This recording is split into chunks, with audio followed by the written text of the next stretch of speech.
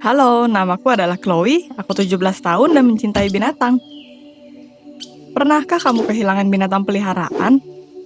Apa orang tuamu membuang ikan masmu ke toilet? Atau apa kamu harus menidurkan anjingmu? Jika ya, kamu tahu betapa beratnya itu. Kehilanganku besar, sangat besar, karena hewan peliharaanku adalah seluruh keluarga rusa. Tapi aku masih bisa melihatnya. Tonton video ini dan temukan bagaimana aku kehilangan hewan peliharaanku dan bagaimana mereka menjadi boneka binatang yang bisa kulihat.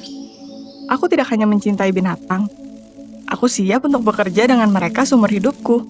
Yang belakangan dengan damai ada di Taman Nasional Redwood, di mana orang tuaku bekerja sebagai pengurusnya. Masa kecilku dihabiskan di Taman Redwood, di mana aku biasanya bermain dengan kelinci di antara taman hutan, bukan dengan anak-anak di taman bermain sekolah. Sementara orang tuaku bekerja, aku bersandiwara menjadi Mowgli.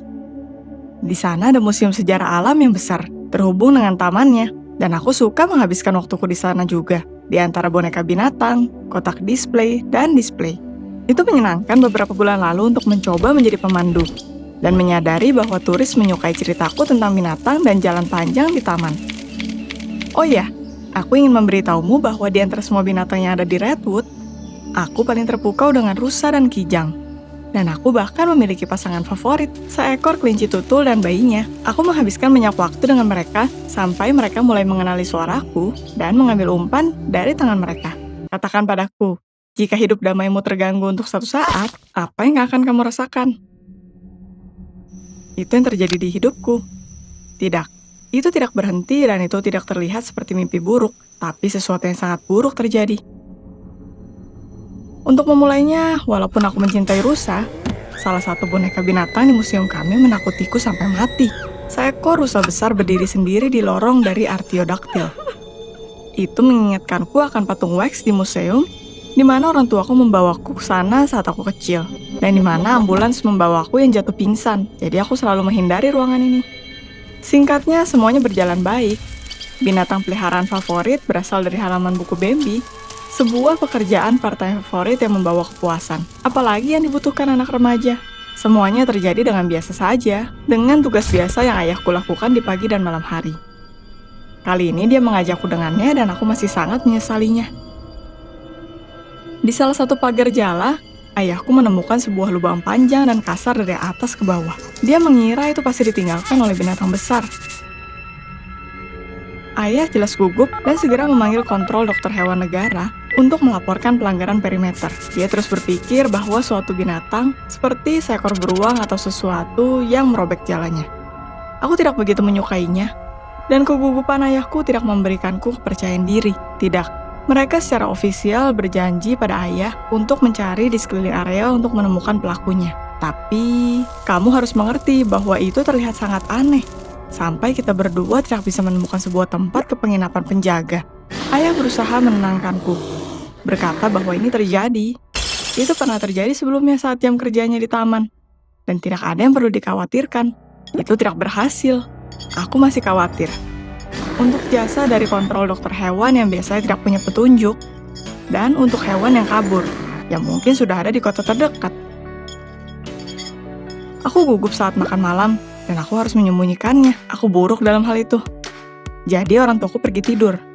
Aku diam-diam mencuri sebuah senter dari laci ayahku dan memutuskan untuk pergi ke tempat kejadian lagi. Sesuatu menggangguku. Jangan berpikir bahwa aku takut untuk berjalan melalui hutan Redwood di malam hari. Aku dilahirkan dan dibesarkan di taman ini. Aku tahu setiap sudutnya dan setiap lubangnya. Aku mencari celahnya, duduk di depannya di tanah dingin dan mempelajari jalannya yang rusak. Aku tidak bisa menghitung. Aku tidak tahu banyak soal sejarah. Nah, aku menulis dengan kesalahan. Tapi itu membutuhkan semenit untukku menyadari bahwa jarinya digunting dengan pemotong kabel. Potongannya adalah hasil dari binatang berkaki dua. Binatang paling buruk yang aku bisa ingat. Seseorang yang melakukan pekerjaan kotor ini sebelum makan malam. Ketika penjaga terlalu malas untuk menyelidikinya karena dia tergesa untuk sebuah sup rumahan dan sebuah rebusan hangat. Kenyataannya adalah jika seorang binatang besar tiba-tiba mulai untuk menembus jaring, itu akan selalu meninggalkan jejak dari cakarnya. Binatang, terutama yang besar, adalah pendobrak yang buruk. Dan di sini, setiap ikatan dengan hati-hati dipotong. hampir tidak meninggalkan jejak. Tidak, atau tepatnya, di sana ada jejak. Tapi mereka menuju sebuah ikatan tak terbaca dari luar ke dalam, tapi tidak di belakang. Ada orang di sana di taman besar di saat ini, dan itu tidak mungkin bahwa mereka datang untuk tur, karena mereka harus melewati birokrasi dan kantor tiket secara ilegal. Aku seharusnya ketakutan. Seorang gadis ditelantarkan di hutan di antara pohon besar. Tapi aku dihantui oleh kemarahan yang aneh. Aku terbakar kegembiraan. Kembali ke rumah kami untuk mengambil sesuatu yang bisa melindungi diriku. Aku tidak mengambil resiko akan senjata. Biasanya itu tidak berakhir baik. Aku harus memilih sebuah senter raksasa. Sebuah walkie-talkie yang akan menghubungkanku ke penjaga taman dan ke tapelku, yang aku gunakan untuk menembak sungai. Bayangkan kamu memiliki kesempatan untuk melindungi yang kamu cintai. Apa kamu akan bertarung sepertiku? Seperti seorang Indian sejati, aku mengikuti jejak kriminal di celahnya. Dan dengan cepat menyelam ke hutan. Pemburunya ditemukan di dekat tempat makan rusa.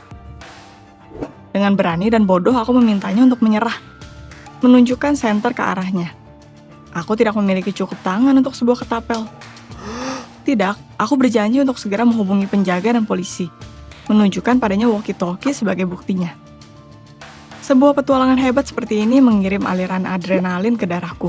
Pemburunya pasti merasakannya, karena dia berbalik perlahan dan berusaha menenangkanku. Dia berkata itu semua demi uang, dan dia tidak menginginkan hal jahat. Yang dia inginkan hanyalah kulit rusa, dan aku tidak begitu mendengarkannya. Sesaat ketika aku akan menghubungi penjaga dalam kemenangan, seseorang tertawa kencang di sekitar kepalaku. Aku sangat senang untuk menangkap seorang pemburu, sampai aku lupa untuk menjaga bagian belakang. Yang kedua datang dari hutan tepat di belakangku. Aku berteriak karena takut dan terkejut. Oh, bagaimana aku menyesalinya. Karena suaraku, hewan peliharaanku keluar dari kegelapan, menyipitkan mata ke senternya, diikuti oleh bayinya, ragu untuk menggerakkan kaki kurusnya. Aku berteriak pada mereka untuk pergi. Aku takut dan aku kabur. Aku harus menyeberangi tanah terbuka dan menghilang ke kegelapan. Tapi ingatan tubuhku menggagalkannya. Kakiku jatuh ke lubang, memberikan docikan dan kepalaku mendarat di batu datar.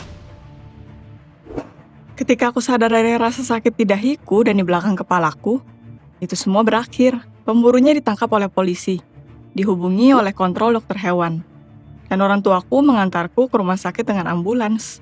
Kepalaku terbentur terlalu kencang. Kawanan rusa redwood hampir dibelah dua, dan hewan peliharaanku adalah yang pertama yang dibunuh oleh pemburu sialan itu. Aku menangis kuat sampai aku ditahan di rumah sakit untuk hari tambahan. Orang tuaku tahu apa arti binatang ini untukku. Mungkin itu mengapa ayah meyakinkan kepala dari museum taman untuk menambahkan beberapa boneka binatang ke koleksinya. Dan dia membawa seorang spesialis ke Redwood yang bisa membuat boneka binatang indah dari rusa malang yang hampir terlihat seperti mereka sungguhan. Penampilanku di pengadilan cukup untuk menaruh dua kriminal untuk waktu yang lama. Tapi aku kehilangan kepercayaan sepenuhnya akan manusia. Dari sekarang aku berjanji untuk hanya mempercayai binatang. Ahli pengisi kulit binatang mengizinkanku bekerja dengannya untuk sementara. Itu menyenangkan walaupun sedih. Tapi aku senang untuk memiliki kesempatan yang menyedihkan untuk menyimpan hewan favoritku denganku. Dan sebagai ingatan untuk orang lain. Aku hampir berhenti takut dengan boneka binatang ketika kelinci dan rusa tercintaku ditaruh di lorong yang sama dengan Artiodactyl. Dengan rusa tua yang tidak lagi terlihat kesepian dan menyeramkan. Sekarang dia memiliki keluarga rusanya. Dan aku suka untuk duduk di lantai di depan mereka. Belajar, membaca, atau hanya melihat mereka. Sekarang aku menjinakkan rusa lagi, tapi aku tidak lagi melatih mereka menggunakan suaraku, supaya tidak membahayakan mereka lagi di malam hari. Aku mengambil wisata ke museum favoritku, berkata pada turis betapa indahnya rusa itu. Cerita dari pemburu di Redwood menjadi skandal. Semua orang khususnya menyukai gadis penakut yang hadiri pengadilan. Maksudnya, aku. Sayangnya skandal apapun selalu akan menjadi keuntungan taman. Sebuah sifat buruk manusia, harus kamu akui. Aku lebih suka menghabiskan waktu luangku dengan hewan peliharaanku di lorong museum yang tenang. Itu lebih baik dengan mereka daripada dengan orang. Apa kamu menyukai ceritaku? Aku pikir kamu setidaknya akan mendapatkan sedikit cintaku akan binatang, dan itu akan membuat dunia lebih baik. Aku ingin mempercayainya. Subscribe ke channel kami, cerita baru akan segera rutin muncul di sini. Itu tidak akan lebih jelek dari ceritaku. Like videonya jika kamu menyukainya.